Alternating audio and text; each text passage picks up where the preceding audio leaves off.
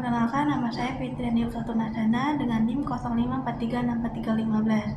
Saya akan menjelaskan mengenai macam-macam term, bentuk sesat pikir atau logical fallacy, dan contohnya. Yang pertama, saya akan menjelaskan mengenai macam-macam term. Term sendiri dibagi menjadi beberapa bagian, tetapi saya hanya akan menjelaskan mengenai 3 bagian saja atau 3 contoh saja. Yang pertama ada general term atau term umum. Nah, general term ini adalah term yang merujuk kepada banyak hal atau kelompok, jadi bukan hanya terfokus pada satu individu saja.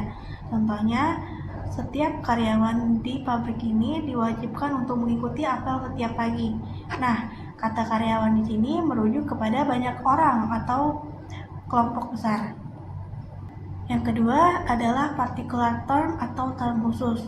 Nah, kalau general term tadi mencakupi banyak orang atau kelompok, yang particular term ini kebalikannya.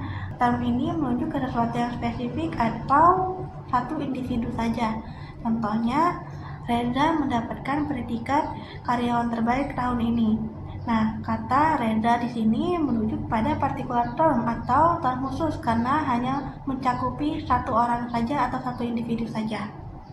Ketiga adalah term konkret. Nah, term ini merujuk pada banyak hal yang bisa dilihat, disentuh, dan dirasakan secara fisik.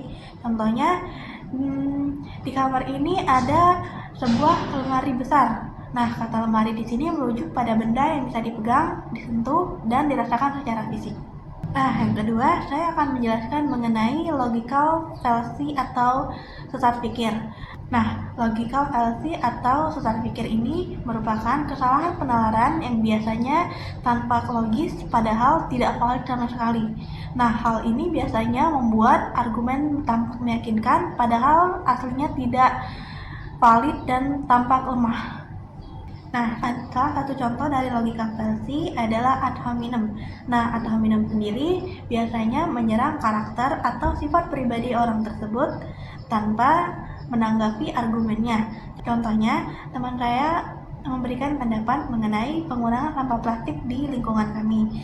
Tetapi ada salah satu orang yang nyeletuk ke dia dan bilang, "Kamu tahu apa? Kamu cuma lulusan SMK."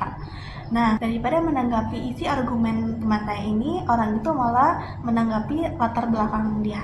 Selanjutnya adalah cara untuk menghindari logical fallacy atau sesat pikir. Yang pertama adalah fokus pada argumennya, bukan orangnya.